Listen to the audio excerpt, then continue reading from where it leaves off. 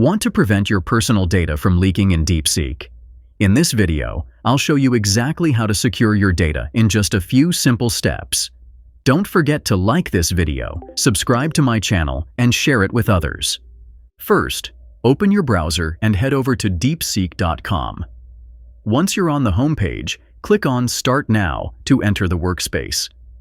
In the bottom left corner, you'll find the My Profile button. Click on it, and then select Settings. A pop-up box will appear. Here, click on the Profile tab. Under this tab, you'll see an option labeled Improve the Model for Everyone. By default, this option is turned on.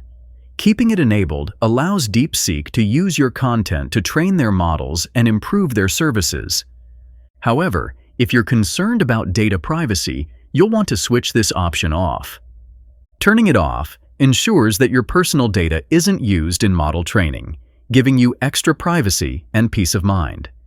And that's how you can easily secure your data on DeepSeek. If you found this video helpful, make sure to like, subscribe, and share it with others. See you in the next video.